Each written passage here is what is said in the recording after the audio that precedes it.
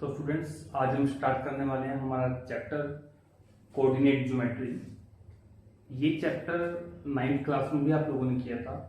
वहाँ से भी इसका इंट्रोडक्शन की थी कि ये हमारे पास क्या होता है, ठीक है ना। हमने इसमें पढ़ा था कि किसी पॉइंट को अगर हमें कार्टेशियन प्लेन में प्लॉट करना हो तो उसे किस तरह से प्लॉट करेंगे। अब 10th क्लास में हम पढ़ेंगे कि डिस्टेंस बिटवीन टू पॉइंट्स, जिसे हम डिस्टेंस फॉर्मूला भी बोलेंगे। एक हम पढ़ेंगे, उसके बाद में सेक्शन फॉर्मूला। फिर हम पढ़ेंगे area of triangle when the vertices of triangle are given, ठीक है। तो उससे पहले हम एक बार देख लेते हैं कि 9th क्लास में हमने क्या क्या पढ़ा था। तो सबसे पहले हमारे पास आता है definition of coordinate geometry. Definition क्या है इसकी?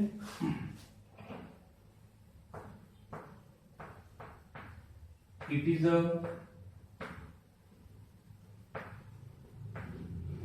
branch of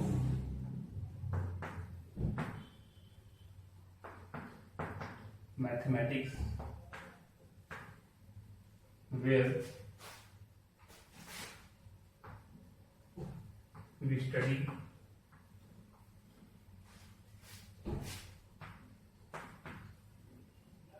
algebra and geometry together।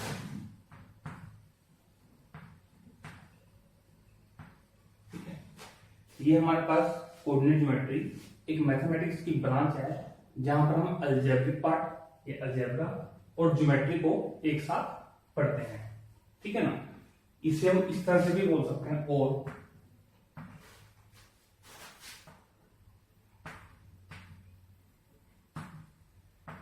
representation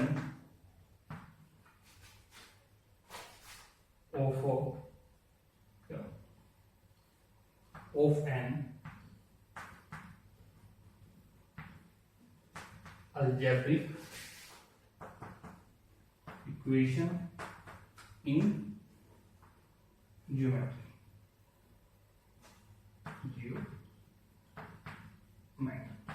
ठीक है ना। एक अलजेब्रिक इक्वेशन को जब हम ज्योमेट्री में रिप्रेजेंट करते हैं उसे हम क्या बोलते हैं? Coordinate geometry. अब 9th क्लास में हमने एक पढ़ा था कार्टेशियन प्लेन।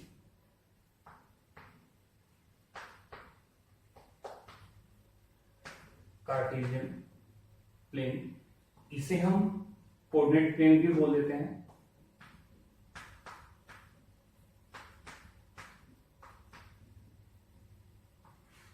ठीक है, तो सबसे पहले बात करते हैं कि प्लेन। प्लेन क्या होता है? प्लेन हमारे पास एक 2 डायमेंशनल फिगर होती है जिसमें लेंथ और उसकी हाइट होती है, ब्रेथ होती है। जैसे आपको बोर्ड दिख रहा है, ये एक प्लेन है।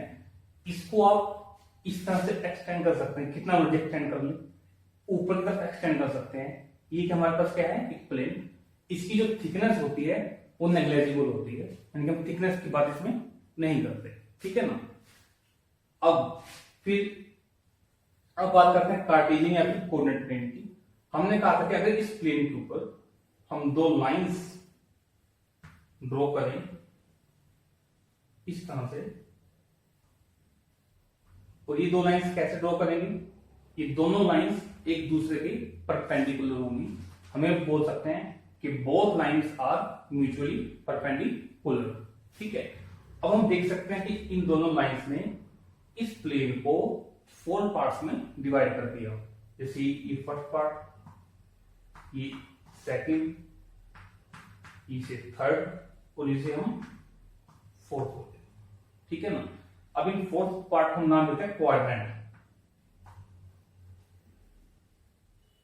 ये फर्स्ट क्वाड्रेंट हो गया आपका, और ये आपका सेकंड क्वाड्रेंट, ये थर्ड क्वाड्रेंट और ये आपका फोर्थ क्वाड्रेंट, ठीक है ना। अब इसके बाद हमने पढ़ा था position of a point on a plane. Before that pause the video to make a note. Position of a point, अभी हमने पढ़ा कार्टेशियन प्लेन के बारे में पढ़ा कि हम दो लाइंस होती हैं जो म्यूचुअली परपेंडिकुलर हैं। अब जो ये हॉरिजॉन्टल लाइन है इसे हम बोलते हैं एक्स एक्सिस। क्या बोलते हैं? X axis. और ये जो वर्टिकल लाइन है इसे हम बोल देते हैं वाई एक्सिस। अब ये दो लाइंस जिस पॉइंट पर इंटरसेक्ट कर रहे हैं उसे हम बोलते हैं ओरिजिन। इसे हम ओ से नोट कर देते हैं, ओरिजिन। ठीक है। अब बात करते हैं पहले हॉरिजॉन्टल लाइन की, एक्स एक्सिस की। इस ओरिजिन से राइट साइड में, मैं रिपीट कर रहा हूं, ओरिजिन से राइट साइड में हम जितने भी पॉइंट लेंगे वो सब क्या होते हैं?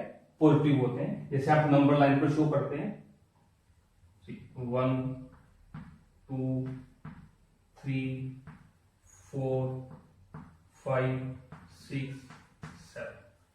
और ओरिजिन से लेफ्ट साइड में सभी पॉइंट्स हम नेगेटिव लेते हैं, -1 -2 -3 -4 -5 -6। अब हमारे पास वर्टिकल लाइन, इसे हम बोलते हैं वाई एक्सिस। ओरिजिन से ऊपर की तरफ सभी पॉइंट्स हम प्लस में, जैसे 1 2 3 4 5 6 7। ओरिजिन से नीचे सभी नेगेटिव में, -1 -2 -3 -4 -5 -6 -7। ऐसे हम काफी पॉइंट लिख सकते हैं। ठीक है ना। अब हम बात कर रहे हैं कि अगर हमें किसी पॉइंट को प्लॉट करना है तो हमें इसे यहां पर प्लॉट करना है। ठीक है ना। तो हमें कैसे पता चलेगा कि वो फर्स्ट क्वाड्रेंट में है, सेकंड में है, थर्ड में है या फिर फोर्थ क्वाड्रेंट के अंदर? ठीक है। अब देखिए हमने ये पढ़ा था कि जो पॉइंट फर्स्ट क्वाड्रेंट में होगा वो दोनों जो हमारे कोऑर्डिनेट होंगे एक्स एक्सिस को वाई एक्सिस का, दोनों के साइन कैसे होंगे? प्लस। अगर वो पॉइंट सेकंड क्वाड्रेंट में होगा तो एक्स एक्सिस वाला माइनस और वाई वाला पॉजिटिव। अगर वो थर्ड में होगा तो दोनों नेगेटिव। अगर वो फोर्थ में होगा तो एक्स एक्सिस का प्लस में और वाई का माइनस। ये सब हमने 9th क्लास में पढ़ा था। ठीक है ना। अब मान लीजिए हमारे पास क्वेश्चन आया कि हमें 2, -3 पॉइंट को प्लॉट करना है। 2, -3। हमने शुरुआत कहां से करनी है? ओरिजिन से। जो पहला पॉइंट है वो शो करता है एक्स एक्सिस के ऊपर डिस्टेंस, सेकंड पॉइंट शो करता है वाई एक्सिस पर। ठीक है ना। अब ये कैसा है? +2। अब ये रहा ओरिजिन। अब प्लस के पॉइंट हमें कहां मिलेंगे? राइट साइड में, नेगेटिव वाले लेफ्ट। तो हमें कितना चलना है? ओरिजिन से 2 पॉइंट चलना है। 1 यहां पर आ गया। अब सेकंड हमें क्या दिया है? -3। अब हमें यहां से खड़े होकर देखना है कि नेगेटिव वाली वैल्यूज किधर है, ऊपर या फिर नीचे। हम लिख रहे हैं वो वैल्यूज कहां पर है? नीचे। अब यहां से हम 3 यूनिट नीचे चलेंगे, 1 2 3। तो ये जो पॉइंट हमारे पास आएगा 2, -3। ठीक है। अब देखिए ये पॉइंट हमारे पास 2, -3। ठीक है। Distance of a point from Y axis, मैं रिपीट कर रहा हूं, distance of a point from Y axis वो कितना है? 2। Distance of a point from X axis वो कितना है? 3। 1 2 3। अब जो 2 है इसे हम बोल सकते हैं एक्स कोऑर्डिनेट, इसे बोल सकते हैं हम वाई कोऑर्डिनेट। तो एक्स वाले को हम क्या बोल देते हैं? अब सीसा। और वाई वाले को बोल देते हैं ऑर्डिनेट। ठीक है। ये सब कुछ हमने 9th क्लास में पढ़ा था। तो pause the video and minutes. इस चैप्टर में हम 3 चीजें पढ़ेंगे। Number 1 distance formula, number 2 section formula and number 3 area of a triangle. ठीक है। तो डिस्टेंस फॉर्मूले में हम क्या पढ़ेंगे, डिस्टेंस बिटवीन टू पॉइंट्स। इससे भी आपको मैंने बताया, ये हमारे पास एक्स एक्सिस और ये हमारे पास वाई एक्सिस, ठीक है। अगर हमें कहीं पर भी दो पॉइंट दिए, मान लो एक पॉइंट ये दिया गया है पी, एक पॉइंट ये दिया गया है क्यू, हमें इनके बीच में जो डिस्टेंस है वो फाइंड आउट करना है, ठीक है ना। तो ये डिस्टेंस फाइंड आउट करने के लिए हम क्या पढ़ेंगे, डिस्टेंस फॉर्मूला। क्लियर। सेकेंड है हमारे पास सेक्शन फॉर्मूला। ये हमें क्यों पढ़ना है, finding the point which divide a line segment internally. अब जैसे पी क्यू, ये एक लाइन सेगमेंट है, ठीक है। अब मान लो एक पॉइंट है आर, ये इस पी क्यू को डिवाइड कर रहा है टू पार्ट्स में, ठीक। अब हमें क्या होगा, ये रेशियो गिवन होगी। मान लो इस आर पॉइंट ने पी क्यू को एम रेशियो एन में डिवाइड कर दिया, तो हमें क्या करना है, ये आर पॉइंट निकालना है कि इस आर पॉइंट के कोऑर्डिनेट्स क्या क्या होंगे। अब जो मैंने वर्ड लिखा है वहां पर इंटरनली, इंटरनली का मतलब कि जो आर पॉइंट है वो पी क्यू के ऊपर है, पी क्यू ऊपर है। एक वर्ड आता है एक्सटर्नली, अब ऐसे लिखो ना, find the point which divide a line segment externally, तो ये पॉइंट यहां पर नहीं होगा, इस लाइन से, लाइन सेगमेंट के बाहर हो गई, उसे हम आगे डिस्कस करेंगे। और थर्ड हमारे पास आता है एरिया ऑफ ट्रायंगल। अब हमें एक ट्रायंगल का एरिया निकालना है, लेकिन हमें गिवन क्या होगा, उस ट्रायंगल के तीनों वर्टिसेस गिवन होंगे। जैसे मान लो एक ट्रायंगल है, ए बी सी, ठीक है। अब हमें क्या हो सकता है, इस ए के वर्टेक्स दिए होंगे x1, y1, बी के वर्टिसेस दिए होंगे x2, y2, और सी पॉइंट के वर्टिसेस दिए होंगे x3, सॉरी मैं कोऑर्डिनेट बोल रहा हूं, वर्टिसेस बोल रहा हूं, ये कोऑर्डिनेट्स हैं, ठीक है ना। तो देखिए तीनों कोऑर्डिनेट हमें इन पॉइंट्स दिए होंगे, तो हमें एरिया ऑफ ट्रायंगल निकालना है, ठीक है। तो चलिए स्टार्ट करते हैं। सबसे पहले डिस्टेंस फॉर्मूला। स्टूडेंट्स स्टार्ट करते हैं हम डिस्टेंस फॉर्मूला। इस फॉर्मूले में हम ये सीखेंगे कि दो पॉइंट्स के बीच में डिस्टेंस हम कैसे निकाल सकते हैं अगर हमें उन दोनों पॉइंट्स के कोऑर्डिनेट पता हो। देखिए अगर हम चाहें तो इस टॉपिक को 10 सेकंड में खत्म कर सकते हैं। वो तरीका क्या है, ये फॉर्मूला लिखा हुआ है कि आप इसको लर्न कर लीजिए, ये क्रैम कर लीजिए, ये हिंदी में कहूं तो रट्टा मार लीजिए, ठीक है। लेकिन ये तरीका बिल्कुल ही गलत है, और खासकर उन बच्चों के लिए जो आफ्टर 10th साइंस लेने की सोच रहे हैं, नॉन मेडिकल या फिर मेडिकल लेने की सोच रहे हैं, और बाकी बच्चों के लिए भी गलत है, क्योंकि मैथमेटिक्स याद करने की चीज नहीं है, इसे हमें समझने की कोशिश करनी है, ठीक है ना। अगर हम समझेंगे तो ये हमारे लिए काफी इजी हो जाएगी, अगर हम याद करने की कोशिश करेंगे तो ये मुश्किल थी, मुश्किल है और मुश्किल ही रहेगी। तो चलिए हम स्टार्ट करते हैं डिस्टेंस फॉर्मूला। ये हमारे पास y एक्सिस,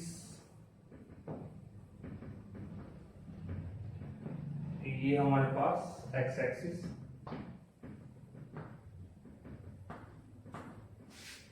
ठीक है। तो पहले हम पॉइंट लेते हैं P, जिसके कोऑर्डिनेट्स हमें दिए गए हैं x1, y1, और हमें डिस्टेंस निकालना है, ये P क्यू डिस्टेंस निकालना है। इस क्यू के कोऑर्डिनेट्स हैं x2, y2, ठीक। तो सबसे पहले draw perpendicular from P and Q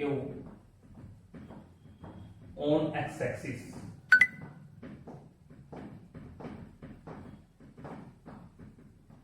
L, इसको हम M नाम दे देते हैं, ठीक है। ध्यान से देखिए इस P पॉइंट का y एक्सिस से डिस्टेंस कितना होगा, x1, तो ओरिजिन से L का डिस्टेंस कितना होगा, ये भी हमारे पास x1 रहेगा। क्लियर। अब इस क्यू पॉइंट का वाई एक्सिस से जो डिस्टेंस होगा वो कितना होगा, x2। ऐसे ही O से लेके M तक ये डिस्टेंस कितना होगा आपके पास, x2। Now draw perpendicular from P on Q1। और P से हमने परपेंडिकुलर ड्रॉ किया Q1 पर PN। क्लियर ना सभी को। अब देखिए ये डिस्टेंस x1 है और पूरा कितना है x2। अगर हमें ये डिस्टेंस निकालना है, सर LM डिस्टेंस निकालना है, ठीक है ना, मैं रिपीट कर रहा हूं कि OM हमारे पास कितना है x2, OM हमारे पास है x2 और OL हमारे पास है x1। अगर हम LM निकाल लेते हैं वही हमारा क्या होगा, PN होगा। ठीक है, तो देखिए OM हमें दिया गया है x2, OL हमें दिया गया है x1। तो अगर हमें LM निकालना है वो हमारे पास क्या होगा, OM माइनस OL, यानी कि x2 माइनस x1। अब हम यहां से ये भी बोल सकते हैं कि LM किसके इक्वल होगा, PN के। तो ये हमारे पास कितना आ गया, x2 minus x1, x2 minus x1। जो पॉइंट P है, इस पॉइंट P का x एक्सिस से जो डिस्टेंस होगा PL वो कितना होगा, y1। ठीक है, तो ये डिस्टेंस आपके पास PL कितना आ गया, y1। अब ऐसे ही Q पॉइंट का x एक्सिस से डिस्टेंस कितना होगा, यानी Q1 कितना होगा, ये पूरा y2। तो हम ये लिख देते हैं कि Q1 हमारे पास कितना आ गया, y2। ठीक है, अब हमें बात करनी है कि Qn हमारे पास कितना आएगा। अब चेक कर सकते हैं कि PL और MN दोनों डिस्टेंस क्या होंगे, इक्वल। तो हमें क्या निकालना है, Q1। तो क्या मैं ऐसे बोल सकता हूं कि L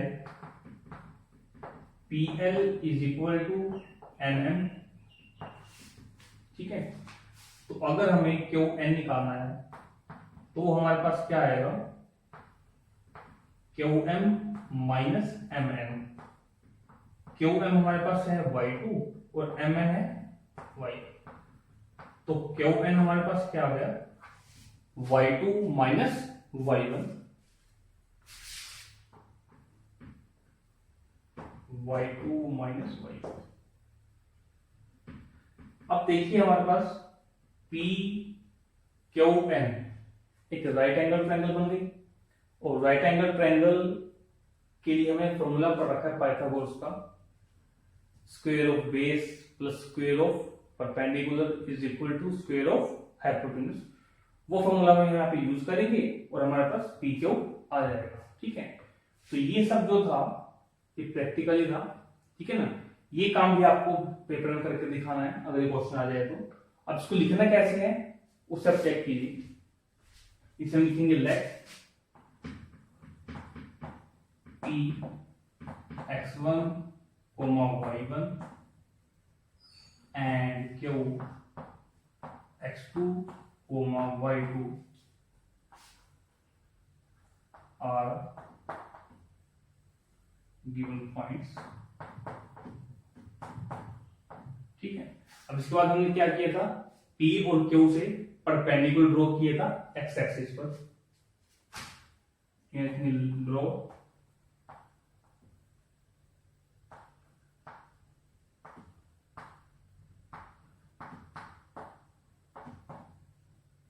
perpendicular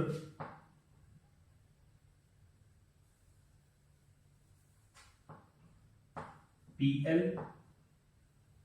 and QM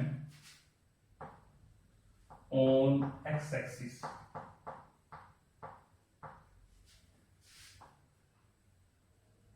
from P and Q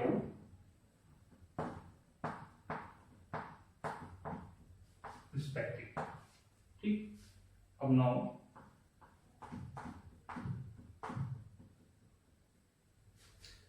अब उसके बाद हमने क्या किया, ये डिस्टेंस मेजर करे थे सारे, ठीक है ना, कि OL कितना है। अब हमने एक परपेंडिकुलर और ड्रॉ किया था P से QM के ऊपर। नाउ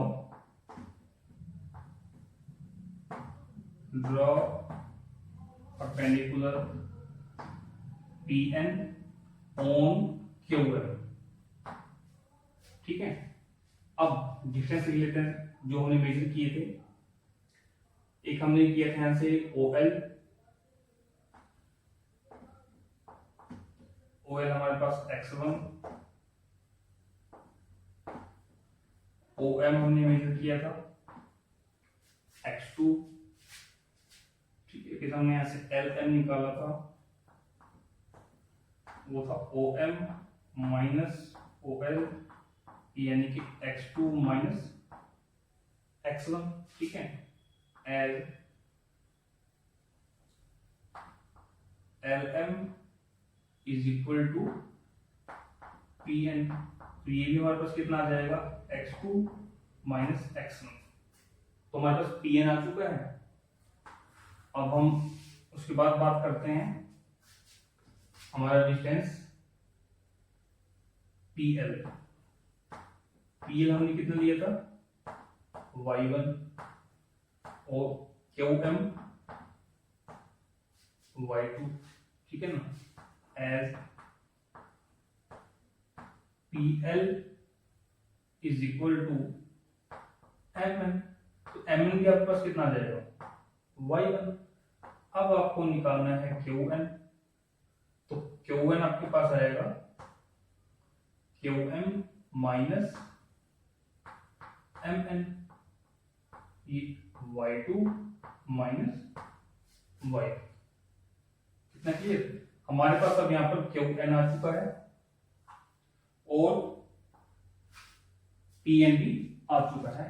अब हमें निकालना है यहां पर PQ।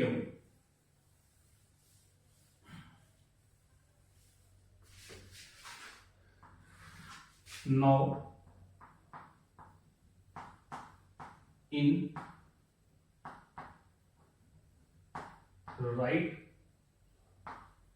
angle triangle PNQ। अब PNQ के अंदर हमें PN पता है, x2 माइनस x1, हमें QN पता है, y2 माइनस y1, हम PQ निकाल सकते हैं। तो यहां पर हमारे पास PQ, देखिए PQ को एक लेंथ है, इसे हम ऐसे लिख सकते हैं PQ का स्क्वायर, ठीक है ना। Square of hypotenuse is equal to square of base plus square of perpendicular, ठीक है। अब PN कितना है, x2 माइनस x1, तो ये x2 माइनस x1 का होल स्क्वायर प्लस QN कितना है, y2 माइनस y1, ये सब हमारे पास PQ का होल स्क्वायर, ठीक है। तो PQ यहां से आपके पास क्या आ जाएगा, इस सारे का अंडर रूट आ जाएगा, यानी कि x2 माइनस x1 का whole square plus y2 minus y1 का होल स्क्वायर, और यही हमारा रिक्वायर्ड फॉर्मूला है जो हम आगे क्वेश्चंस में यूज करेंगे। तो pause the video and make a note.